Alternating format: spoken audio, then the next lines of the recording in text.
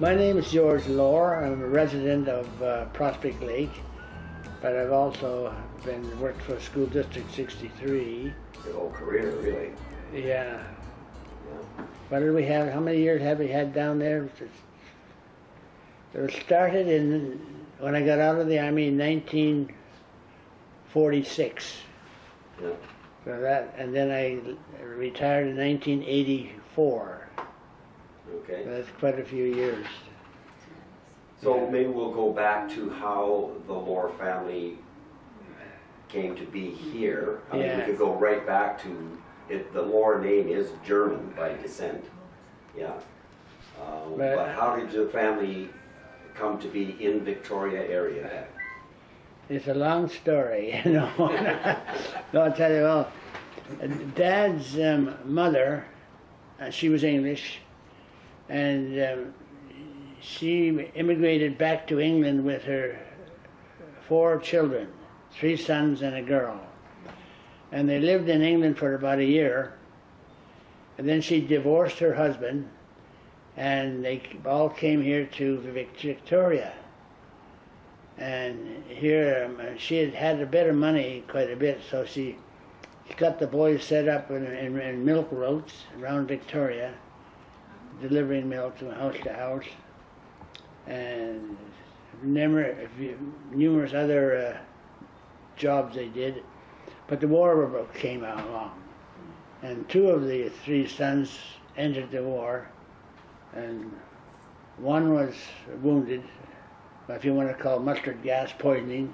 Maybe you could use names, Dad. Like Okay, well, Alfred Lohr was wounded, and my brother is also Alfred, but he was named after the first Alfred who was killed in the war. So that's it. And there's a commemorative plaque down on Lohr Road sign. It was in honor of Alfred Lohr. Yeah, they did that back then. It's recognition of their service and dying in the war type of thing. Yeah.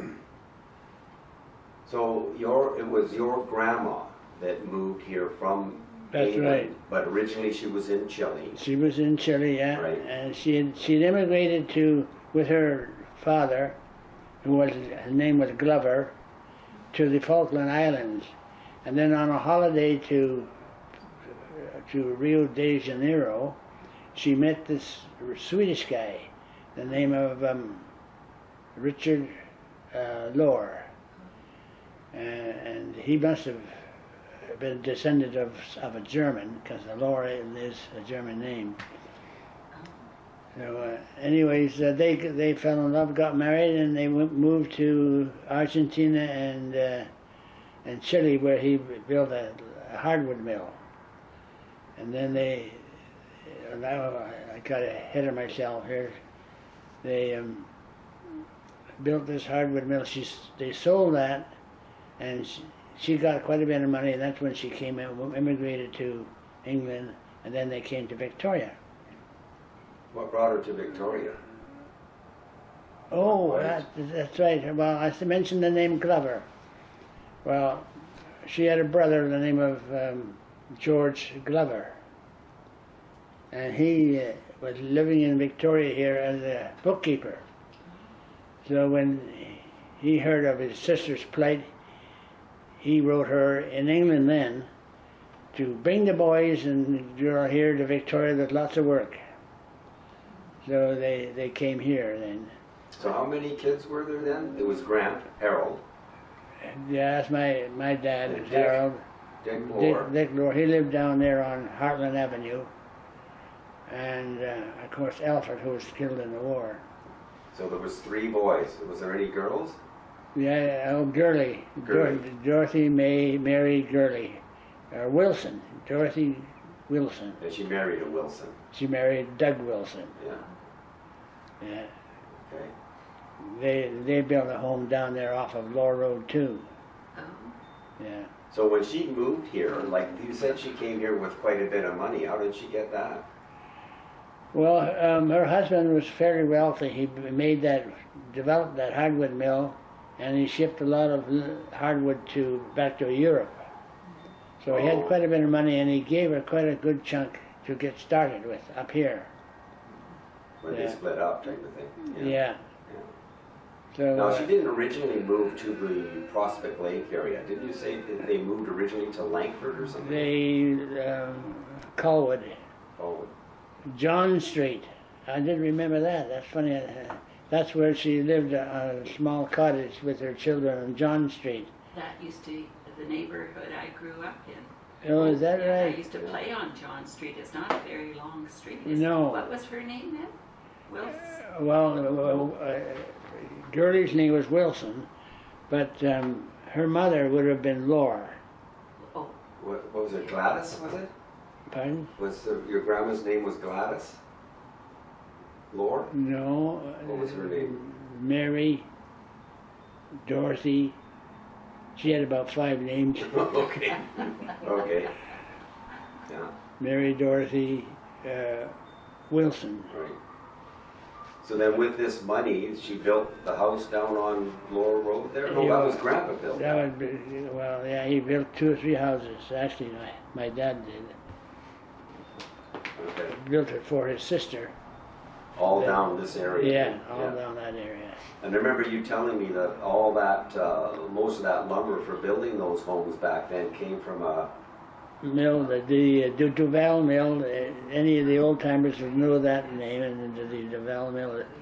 A lot of the barns and homes were built from lumber from the mill up there. Yeah. So the lumber was actually harvested, and that was up. It's now called Meadowbrook Road, but it's not. What was it called back then? Is it Sawmill? Well, it was called Sawmill Road. Right. Right. Yeah. So. They did a lot of name changing, like. The street numbers here are very odd. Although this is Prospect Lake Road, there are 3-digit numbers here. As soon as you get down to the bend, they turn to high 4-digit numbers. Because originally, Lohr Road started up here and went down, and then Prospect Lake teed off of it, right? Oh, it's the other way about. Lohr Road started way up there, the other side of the house, and came this way. Okay, well, whatever. Go both ways. Yeah. Yeah, and then somewhere along the way, the municipal fathers decided to change it all. But they never changed the numbers. So we often get people looking for us coming from that direction and getting all confused. Where is this 320 Prospect Lake Lohr? What's this in? Well, we had the guy that did the new floor. Yeah, he got lost. He got lost, yeah. He said, well, how come? He said the numbers are way down at Munns Road. There were 4,000 numbers, and as he came along, it got bigger and bigger, and then he hit the corner down here, suddenly started at 3-digit numbers. Yeah. What's going on here? Yeah. Interesting. So, okay, we've talked about how your grandma came up here and got the family going, and maybe we should move on to like how Grant came to build the house and his younger years. Do you know much about his younger years growing up here? Not too much, except that I know how come he got to build the house. He was a veteran, and he could borrow money. They loaned veterans lots of money in those days, even after the Second World War too, because I built this house under the veteran plan. So he had no problem there getting money to buy lumber to build a house. Yeah, they had you borrowed the money and interest free if you stayed there 10 years. Oh, gosh. Yeah. So that worked out pretty good. Right. And I know when I built this house, I didn't necessarily borrow, well, I did too. I borrowed a small amount. But to get the lumber, all the lumber for the house, I worked it out, a deal with Moore Whittington Lumber Company. You could get, they supply with the lumber, and when you got your first payment from the veterans, you handed it over to the lumber company, Moore Whittington's. Down on Bridge Street. Yeah. Pardon? Moore Whittington down on Bridge Street. That's right, on Bridge Street, yeah. You know the place too. There's an old company in Victoria. Yes. Yeah. And when I married my wife, Gwen, she had 3 relatives worked for Moore Winnington. Yeah, the Coles clan. Yeah. So, they're all, of course, your Uncle Alfred passed away in the war, so that left Gurley, Harold, and your Uncle Dick. Right. He built over on Heartland. Heartland, yeah. So you're all right here. So they all built homes here Yeah. and started families. And that's when all your clan came along. So tell us a little bit about your younger years and your siblings. And Well, Dad had 7 children, and so did his brother over in Harlan had 7 children. Dad had, what was it, 3 boys or 4 boys and 3, oh, Four, three boys, no, 4. 4. David. David, right. I have an uncle younger than me. Yeah. We'll get to that later. Yeah. 4 boys and 3 girls, and Dick had 4 girls and 3 boys. So I'm part Irish and part Swedish with a German name. We figure that out now. Well, I think that's how Canada's made up largely. Yeah. So, anyways, tell us growing up in the Prospect Lake area and what you guys did and what were your duties around the house and. Well, lots of work done when you're living with a farmer. We had milk cows. Most of them had milk, all down. Bill Reed's and Boshy Spots and Uncle Doug Wilson, they all had a herd of milk cows. So that was, it kept us young. They put us young guys as we came along, they were big enough to put you to work. So getting the hay in was one of the toughest jobs. And how did you do that? Yeah, what they used to do with us young fellas, we'd help out. The farmers would help one another to pull the hay from the front of the loft when they threw the hay in. You needed somebody to pull the hay back so that they could get the rest of the hay in, the whole full load in. And that's what us young guys had to do. And it was tough work. And it was dusty. I remember that. So, but of course, the hunting and the fishing, there was that going on all the time.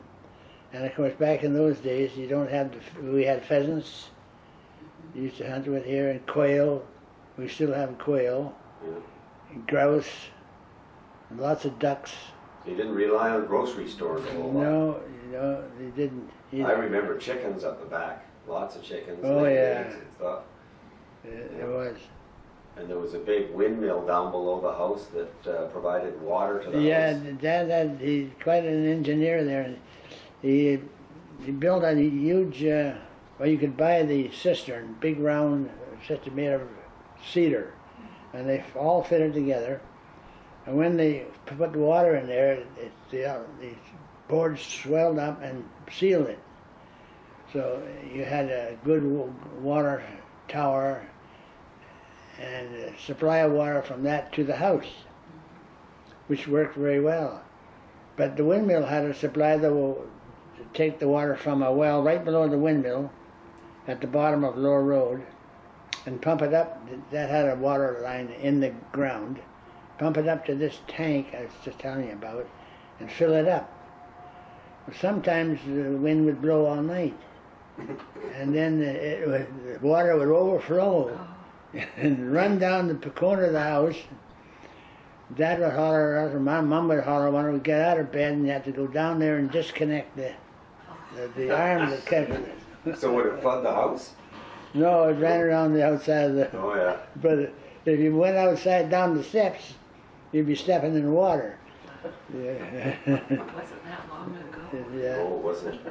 But it was quite a system, and it saved a lot of labor, because there's none of the, although when wind didn't blow, then we'd have Alf, that's my older brother then, we'd have to get down there and disconnect. There was a big long wooden handle. You hooked it up to the pump and by hand pump up and down, up and down. We'd take turns doing that. And I wish the heck the wind would start to blow again. Well, I don't know, Dad. I think those were the days. I mean, here you're sitting here talking to us at 90 years old, so I can only wish. I had a taste of the old days up there. Of course, I grew up when my Uncle David, Dad's youngest brother, he's, like I say, he's a year and a half younger than me. And, you know, we had to protect the fruit trees from birds, and like the, even when I was a youngster, what grew on the land was very important. You know, so that even at my day, there was a lot of fruit trees and the chickens still. I don't recall that there was any always cows lots of chickens. And the garden. In the garden. Oh yeah, especially during the war. I didn't turn 18 until 44. The war was getting to the end. But the garden, they had to put an extra garden in, and I don't know where all the vegetables went, but we had more than enough. I guess they went to Victoria. I don't then where. Were they called Victory Gardens? Victory Garden, yeah. There was a man that came out. He was from the government, and check on everybody, making sure they had a good-sized garden in, I guess. So I remember him coming down, looking and talking to Elf and I. We didn't like him. It was hard work in the garden, and hoeing, terrible. But one of the things that's really hard work was getting in winter's wood. Dad had a lot of property at the back. It was in Mom's name, but we fall trees and cut all this wood up and haul it down to throw it in the basement. How did you haul it? Dad had a stone bolt. One of these, you drag it along, the horse would pull it along. We'd fill that up with wood and drag that down inside the house, and then he had a window you took out and threw the wood in there. Yeah. Well, yeah, I remember the back of the basement up there being, now I remember there being sawdust in there. Yes, we tried that out. I tried it here and didn't like it. It was the sawdust started to come wet. We always jiggled. Yeah. And I remember when Gwen was living with me then, we were married. Right at the corner there was I had a hole in the floor and a chain. And we went into the hopper, and you pull that to get the sawdust going again. I remember doing it. Dad said, "Go down and bang the hopper." Oh, yeah. So now we just turn a switch on the wall, and which is nice. Yeah. So it was lots of good times back when you were growing up, I'm sure, around here. Oh yeah. You spent a fair bit of time on Prospect Lake too. Yeah. I remember a story about, of course, the winters I think were a lot colder than they are now. Well, they seem to be, because we used to skate out on the lake. Yeah. We haven't done What that else in did years. you put out on the lake? I remember you telling me a story about somebody driving a car out there. Yeah, they did. They did. I don't know when that was. I was just a little kid. I don't know. I have a vision of it, but I don't know whether I'm making it up myself or what. Oh, I can believe it. The cars did so weigh a many lot. times you think you saw it. Yeah. Yeah. Did I really see that or not? So anyway, but I remember seeing lots of people, local people, skating. And one time my wife and I were skating out in the middle of the lake, I guess, and it cracked. Well, we was headed for shore quick. In fact, there was a young couple went through the ice, right where the stream that runs out of Clarny Lake then and enters Prospect Lake. Of course, the running water kept the ice thinner, and they didn't know that, and they went over there, skated there, and they went through. But he came. I remember him hollering, "I'm on bottom." So it wasn't that deep, maybe up to your chest. But the young girl, she was hysterical. And I heard later that she never had nothing to do with him after. Oh boy. It's not. Yeah. Okay, so you, all their growing up, hunting and fishing and having a good time, and then the war broke out, right? Yeah. Who all went? There was you, Uncle Dick go? No, Uncle Dick didn't go, did he? He was, that's a funny story too. He he came out of the woods to join up early in 1915 with Andy Gillespie. You probably know that name too. Well, Andy and Dick went down and joined up, and after they had left, because I had a picture somewhere of Dick in uniform, but he was rejected because he had flat feet. And he was? Or Dick? Dick was rejected because he had flat feet. And Andy was with him. And he says to the enlisting officer, if you don't take Lohr, you don't take me. And away they went. AWOL. He hid out, they tried to get him. And he hid out west of Shawnigan Lake, back in the bushes. And Dick used to go up and rent a rowboat and take a supply of goods up. Here comes my cat. She's curious. Yeah. Anyways, that's what... so didn't they go looking for them up there? Yes, they did. The authorities? And apparently he was telling Dick's sons that one time the soldier come quite close to where he was hiding down in the bushes. Wow. But I don't know why was he the cougar hunter? Yeah. Oh, that's another thing. We had an episode. My dad had this barn, and he came running up from the barn when they had the cows were in there locked up all night, and we had about a foot of snow on the ground. And here's these cougar tracks circled the barn. So he sent us kids running across the field over to Dick's house, because Dick he was a cougar hunter, and he had a cougar hound, and I can remember them seeing him. I guess I must have been 6 or 7, running across our field with his hound. And as soon as he got to the back of the barn, he released the hound, who took off up the hills after the cougar. Well, he didn't get it right away, but he did eventually get the cougar, because in those days it was $40. They had a bounty on him. For a bounty, I had $40 to get it. So interesting. The cougars are still around, though. Oh yeah, well they are still resident right here. Oh, yeah. Yeah. Which is nice, you know. I mean, at least they don't attack us. Not yet, anyways. I don't know. They're opportunistic. Yeah. Yeah. So when you enlisted, where did you end up? Like. I ended up training in Shiloh, Manitoba, and I was training in anti-tank artillery. And then the war broke out, or ended, I mean. And of course, that's everybody was wound down and sent home or whatever, you know. Yeah. That's when I came back here to Victoria. I was going to get. Oh, they had an overflow of discharged people at Nanaimo. And I was in Nanaimo when I said, well, I'm going to stay another year. So I volunteered to stay one more year, because I'd only been in 7 months. So we ended up, then I got stationed then up to Prince Rupert. I never did get out of Canada. Not like my brother Alfie. He was on the medical corps, and he was involved in 14 trips he made across the Atlantic, and only stopped once by a German submarine, who checked them over, make sure they weren't carrying ammunition, and we were not, so they let us go. Mm-hmm. And Al says he remembers this German officer, tall, blonde guy. He looked quite aristocratic.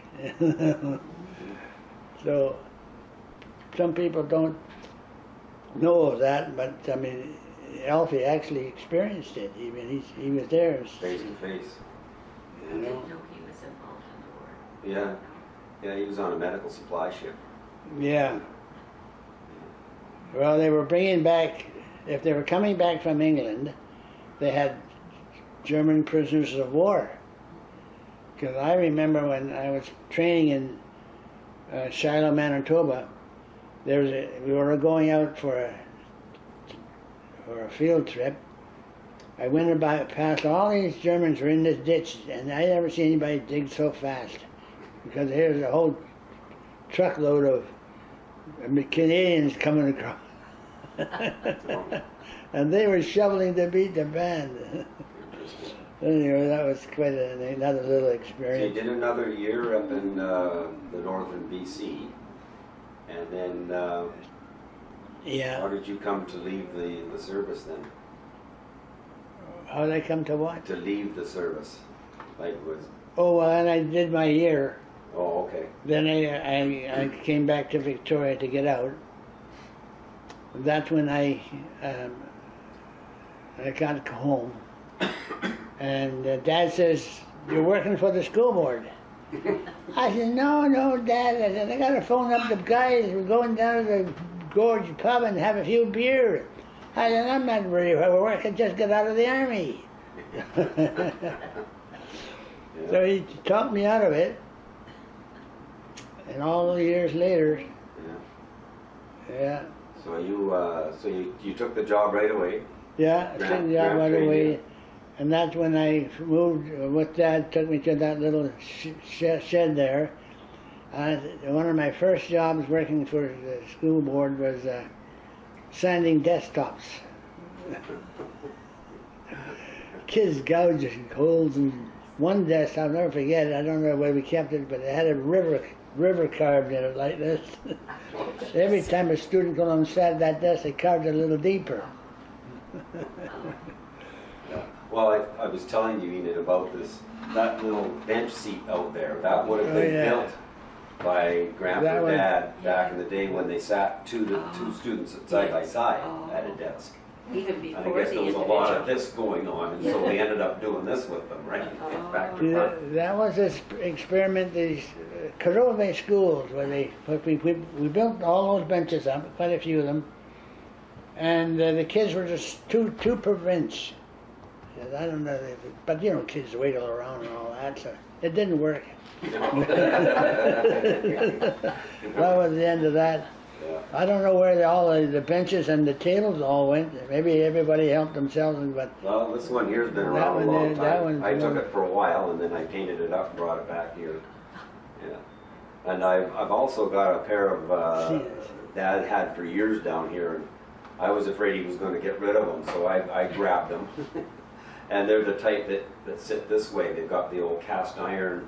Oh, yes. They're quite ornate, actually. Yeah. They were forged. I Would sat they have been in those. forged here locally, Dad? Those? no, I don't think Seed they sites, or- were, because when we We had first a foundry here. when I first started with the school district, they were short of desks, and we had to send away and get them shipped here. I forget, it might have come from Ontario. I don't know for sure, but they'd come all packaged up, these metal sides, and the desktops, the seats, and the backs. They're all separate and bundled up. I enjoyed that. I'm doing all these crates and putting these desks. We have a big rubber mallet. We bang them all together. Yeah. They came with the inkwell in them, Pardon? and they had the inkwell in them. They had the inkwell in them. Yeah, that's right. Inkwell and a pencil groove Yes. across. Yeah. Oh, I remember those.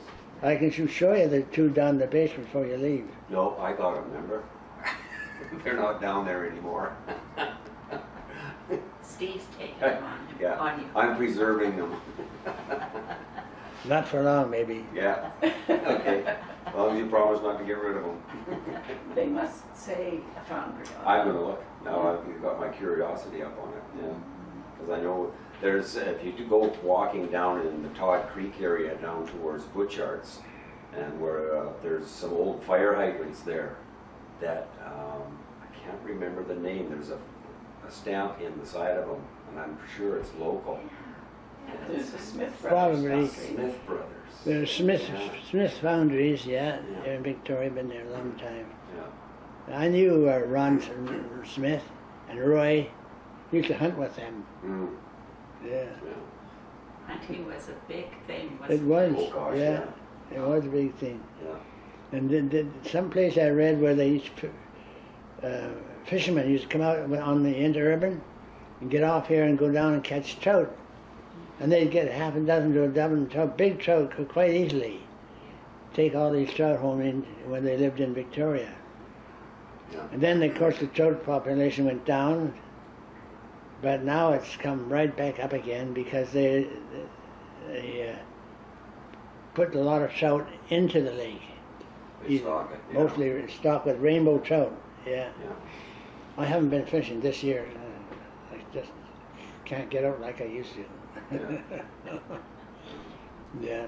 All right, I'm going to get you to the good part and the reason I'm here. Tell us about how you met Mom. Yes. Oh well. Oh, I know it. He knows it. Yeah, it's funny when you say something and you can see the whole scene and story. But when I got off the ship down here, we landed, you know. And Dad picked me up, of course. He knew I was coming home. So he says, first of all, he says, I want you to come in and meet the people at the school board office. No, Dad, I didn't want to go in there. Anyways, my wife, to be Gwen, was there. What was her surname? Griffin. They lived on Davin Street, off of Burnside. But anyway, so he talked me into it. I went there, and there was 2 girls, and the guy, a man, was the secretary treasurer. And of course, she saw me. And then I went home with Dad. And about a month later, or a little while later, she phoned up, wanted me to go in there for dinner. And Dad and Mom and me, and we went. And then we started meeting all the time after that. So you see, between my dad and my future wife, I didn't have a chance. Thank goodness for that. Yeah. But no, I lucked out. She's a lovely girl. Yeah. 3 girls and a boy later. Oldest boy. Yeah. I had my work cut out for me looking after my sisters. More or less. Now, who were your sisters? Who were your children? Well, they were. The oldest sister was not Edith, Kathleen. She died of cancer and she was just in her 50s. And then there was Edith, and I just forget what she died of. But my youngest sister, cancer as well. yeah, my youngest sister, I was just talking to her the other day. She's doing fine. Muriel. Muriel Lohr. Yeah. Muriel Lohr. Yes, I knew her. Yeah. Did you? Yeah. She married a fellow by the name of Stan Martin, who was a baritone singer that you would often hear on CFAX. Who did he sing with, Dad? I forget. Was it Robbie Burns? Does that name sound familiar as a singer? Scottish. No. He's a Scottish poet. Okay, no, it's... Scotland's famous son. Yeah. Oh, okay, yeah, no, that's not the name. No. Anyway, so then you I had... forget that. Uncle Alf was your oldest brother, then yourself, Yeah. and then, Well, then the sisters, yeah. 2 sisters, then a brother, Doug, then another sister, and then the brother David. Right, who's younger than myself. So that was a bit of that's another story about when my mom was found pregnant with me. The story is that Grandma was, you will play around type of thing. Little did she know that she was on her way as well. Yeah. David. Yeah. So it's like, The yeah. girls got a bang out of that. Whereas my grandma was quite a bit younger than Grandma, so Yeah. About 15 or 16 years difference. yeah, But was not common back then for sure. Yeah. So then you and Mom had the 4 of us here in this house. Did you build this house before you were married? No, we rented a home, a little cottage down at the lake. Oh. And then while we were renting there, I bought this place.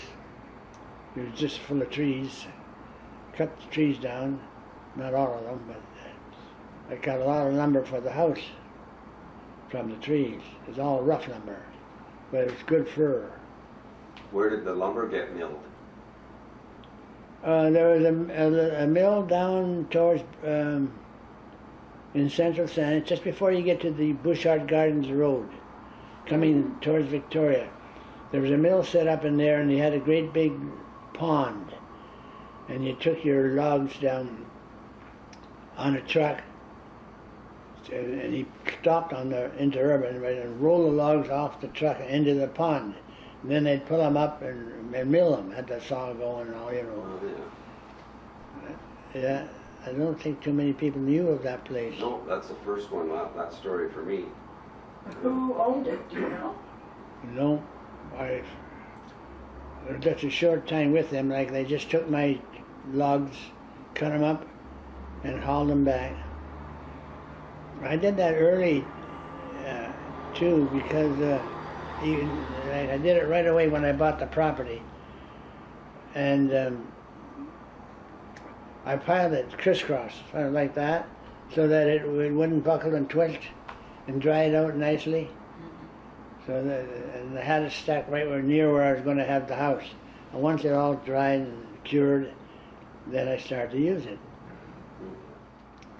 But you mentioned earlier when I started to work for the school board and work for my dad, we made quite a few things in that little shed, you know. That was the one that was at the original Little Royal Oak School. Yeah, Right? yeah. We had made bookcases and bookshelves, of course. That were, and we, you know, every school had their outdoor equipment, like teeter-totters or seesaws, swings, and we were always fixing those up, make sure they were strong. And the big long plank, I remember Dad, we started to shape the ends, you know, come in like this, and Yes. then hang the handles. Yes. In fact, eventually this was quite a few years later though, we got a wood lathe and turned the ends of the handles so they'd be nice and round and get a hold of. So I enjoyed doing that, working on the outdoor equipment. Then there was bars, the two different levels for the chinning bars, you know. Yes. I remember as a youngster growing up in the old Lohr home down there, these guys had fun down there. That was the party house. Everybody came to that place. And I remember Dad telling me stories about when they got dancing upstairs, they had to go downstairs and shore up the floors because the floors were Good dance floors. Oh yeah, yeah. Oh yeah, and my grandpa, and I still have it. I should have bought it. But, I played the violin growing up at Royal Oak School. It was passed on to me by my grandpa. He played it. And it's an old violin made by Wolf Brothers in Toronto, and it's got a date inside of it, 1888. So it's a pretty old violin. You can see it's been used a lot. Have you still got I've that? still got that. Oh. Yeah. And you still play it? No. Dad used to play that, but he used to be old-fashioned. He used to put it down between his knees. They were all dancing. Oh, yes. And put it between his knees, you know, and play her like this. Yeah. Yeah. Yeah. I could just see him stomping the foot. Where's that picture? There is a story, and there's a picture around here that they say Gramp still lives up there.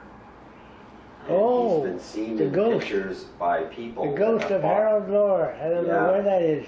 Really? Yeah, where has that gone? In fact, I wonder if the Denise lady is- who lives in the Lohr house now, no, she doesn't live there No, now, but she no. did live there at that particular time. A picture was taken of her sitting by the, like we are now, the kitchen table, and 3 children behind her. And on the wall beyond them was a huge mirror. So when the person took the picture of Barb, you could see Barb there, and you could see the images of the 3 children in a row would be to her left. But who was that old man to the right? Yeah.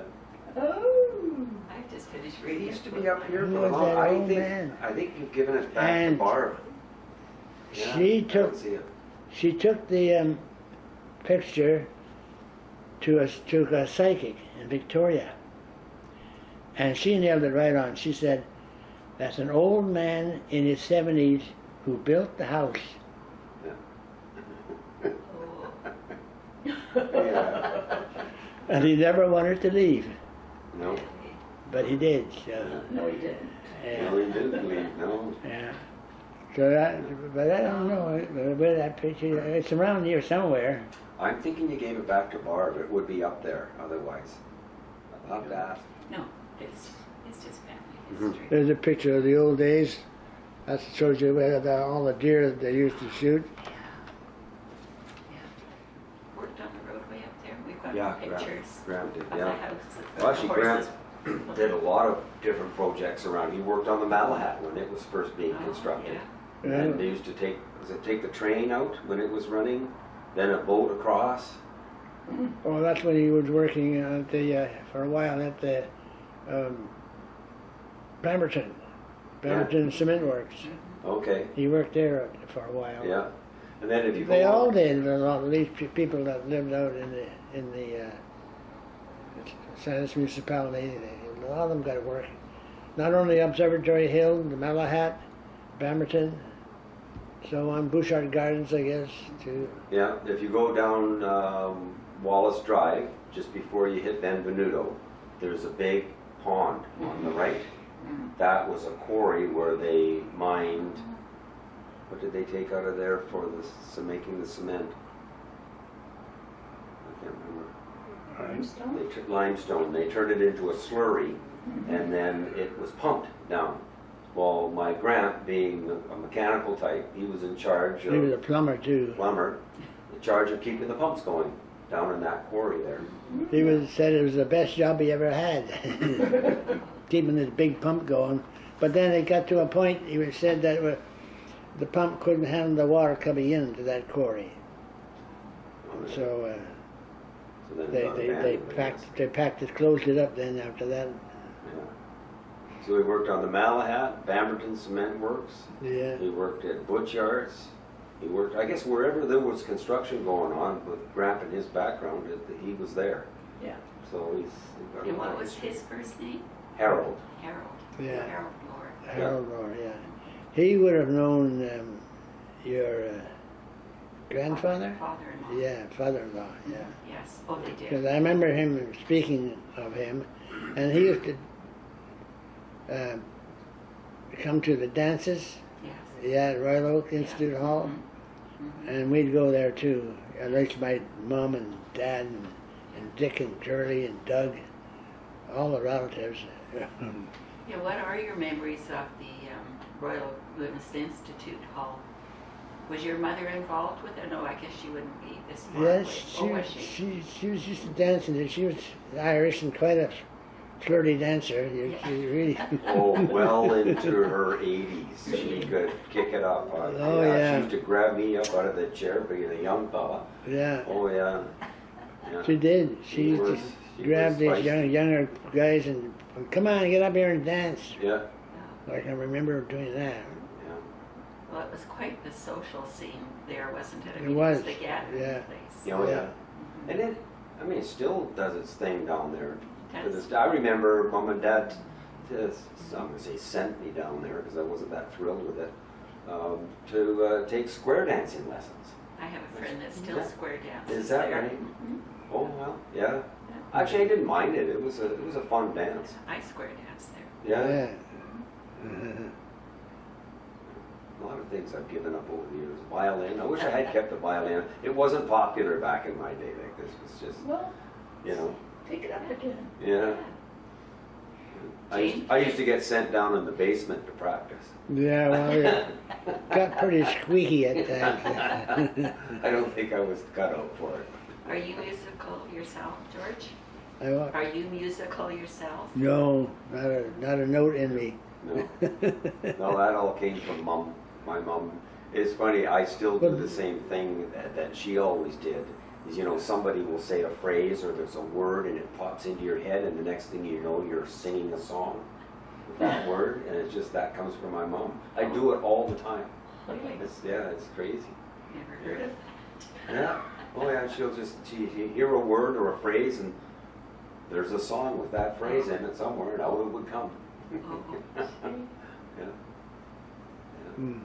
In that corner there, I remember where the fridge used to be, right in that corner, that had a table on it with the old record player with the steel needle. Oh, And I remember Mom and I sitting here for hours playing records, and I would lift the needle up, write down those words, put it back down, and we'd finally get all the words to the song down on paper. Oh, Yeah, really? and then we were able to sing it. mhm. Yeah, I didn't know that. yeah. I should have Well, known it, but you I were didn't. working. You were bringing home the bacon. I had to. Yeah. Well, of course, we had, you know, they started in the old wooden school over here, Prospect Lake School. Then they built a new school over here, which is there now. It's a concrete block, fireproof, of course. Then they burned the one down over here, the Prospect Lake Yeah. one. I think they burned Royal Oak too, didn't they? Part of it, That's- not the original little No, school, not the original little but one, no. the bigger one. Bigger that I one, went yeah. to. Yeah, that's gone. The Yeah. fire department used them for practice. Yeah, Yes, that's right. I remember this one over here. I got a few pictures of this Prospect Lake one. He was very involved. but yeah, we should talk a little bit about our time here. For my kids' sake, I guess, more than anything, because you built the house, but you did a lot of different things here. As a kid, I remember, Dad, you raised dogs here, right? You had a big dog pen out here and had Well, that's my own dogs. your own dogs, yeah. Well, being a hunter, I liked to hunt grouse. So I had short-haired German pointers, and they were excellent. They were a big dog. So when you're hunting in the bush, over logs and brush, you need a good-sized dog, not a little puppy dog. Some dogs were quite like the spaniels; they were little too small. But we entertained ourselves that way, and we got lots of nice grouse to eat. Yeah. Yeah. It was always fun growing up with dogs too. I remember one of my favorite dogs was named Gypsy, a female dog. Oh, yeah. It was one of your first ones, I guess. She was the first. Was the first, yeah. Gyps. Yeah. And I remember Gypsy sitting in that corner chair over there. And Yeah. she'd be snoozing away, and she'd have dreams. Dreams. And She'd dream herself off the chair and then plump, look up like that. What happened? Yeah. Yeah. So there was lots of stuff going on around here. It was a great time to be But growing up. I was quite involved with the Prospect Lake Community Hall in the beginning Oh, really? and helped build that. Did you? Yeah. Yeah, along with Tony Lamprecht. Oh, well, Tony was the main builder. Yeah. It was all volunteer back then to build that. Yeah. Who else was involved with that, George? Who else was involved with building the Prospect Lake Community Hall? Well, just about most of the people around here, the Whitehead family, Jack Whitehead, and then the people over the hill here, Bennett's. I seem to remember Art your Bennett. cousin Mel being involved with the trucking because he worked for Johnny Chew. Well, in the beginning, yeah, he and George Perry, they worked on the foundation part, leveling the land, you know, and the lot, like, for the hall to be built. We had a little bit of a struggle after the hall was built, getting funding, you know. The enrollment dropped and not enough people donating, I suppose. And then we had a fella come over out from Saanich. He talked to the group of us there, and they said, "No, we got to keep going." So we did, and it got better. You know, we had got more money to continue the building. Was that through grants of some sort, or did you raise the money? Craft fairs? Well, and it was grants from the municipality, because I remember myself and not Jill Perry. What was Mrs. Perry's first name? Jill. Jillian. Yeah, Is it Jillian? I think it was. Anyways, we went to a meeting at Saanich Municipal offices, and the councillors were there, and we put our case before them and asked for a grant, and we got it. Yeah. What year would that be, George? Do you remember what year? Gosh. You go right. No, I don't remember what year. Well, I would have been around 10, so I'm guessing around 1960 to 65 that would have taken place. Because I remember being up there watching the construction going on, or maybe even later, maybe late 60s. But then also, then getting back to what family life was like here, Dad was a beekeeper, local beekeeper here, so... Yeah, I belong to Victoria Beekeepers Association. So I said there's something going wrong with it. We had bees here, and Dad had bees, and my Uncle Doug had a beehive. And the bees would come out in the early spring and fly around. It's all good. They survived the winter. But what they didn't realize, the old farmers did that with bees, they didn't really survive. They would fly around and there'd be no nectar out there yet, no flowers. So they consumed their own store, and they just, a few bees that were left in each hive would die. And that would be the end of that hive. So at the Beekeepers Association, this is what was discussed, of course. And what you had to do was feed the bees. In February, as soon as you saw the bees come out, you made up this, there were boxes of supers, and then you had a board that sat on the top of a round hole in it. And you made up a big jar of sugar syrup. You put it over the hole, and the bees would come up from down below and take it all and put it all in the cells. And they have enough food then to survive. And then, and also, you would end up with a very strong hive. Lots of bees at the time when the flowers are coming out, and that's what you wanted. Yeah. That's very interesting. Anyway, I ended up with developing about 3 good strong hives, and I sold my honey to 2 teachers over at Karuva Bay School. They took all the honey that I could produce. Well, I knew a lot of teachers, but they worked for the school district. They're wonderful people. And well, the other thing I remember too is you telling me a story about Uncle Ron coming out to partake in your what kind of wine is it you made from the berries? What berries did you grow?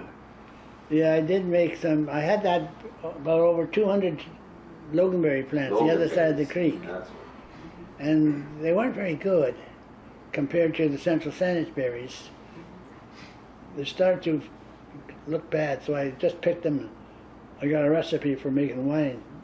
It turned out to be a potent wine. And his cousin, our cousin Ron, would come out, and he couldn't drive home. One big glass of this homemade wine. But for a while there, you were selling your berries to a place over to growers or something, growers on Keating. Yes. Right on the corner there. I remember helping you take the flats of berries over there in the old Chevy. That was. It's still there. It's still there, yeah, it's still there, that building. Yeah. What building we talking about? Corner of Bayoness and Keating. Oh, yes. Saanich fruit Yeah. growers. That's there the was one. a Yeah, second. yeah. I belong to that, to them too. Yeah. But they folded him. They folded Yeah, now, yeah. Donated money to Yeah. lots of places. Could you close that a little bit more, see if I'm getting a window here on my back here? Thanks. Don't want to heat the outside. Let the cold in. Yeah, my sisters and I have very fond memories of growing up here. It was a great life. It really was. Well, We've all done so well that I can take my hat off to my parents. They did a great job with raising us. We're one big, we all get along just tremendously. It's, I don't know, I put it down to these two. Yes, Just, it's it was wonderful. great, yeah. Good times. Well, our house was a party house. Yeah, it was. It really Mine's was, and the always been kids, too. Yeah. kids from around here, they would come up there at Christmas time, a big party, you know, fill the whole house up with people. And and Gon and Ella McCullough, Oh, yes. they were the yeah. great, always coming up visiting us, and we'd visit them back Their and forth. daughter comes to our meetings.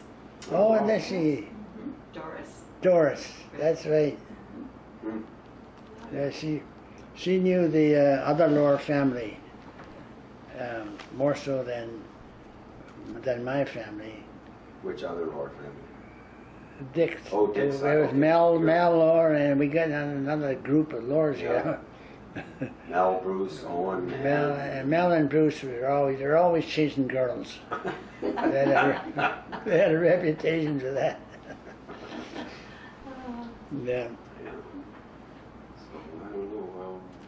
See, I'm still in the pen and paper head. Yeah. Is this your writing? Yes. Yeah. That's amazing. Pretty good, eh? I'll say. Yeah. Is You that just did that this because morning. I don't know why it is, because I have I developed about 2 years I've had Tremors. tremor, Yeah. especially this But hand you've here. got, Who was it? Billy Crawford was saying, he was here visiting me Oh, you this mean morning. Billy Lohr? He's Billy- like yeah. a good, very old-time chum of mine. Yeah. Spent a lot of time right here at this Still table. comes here.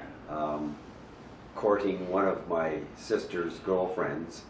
He was here so much that we called him Billy Lohr. oh.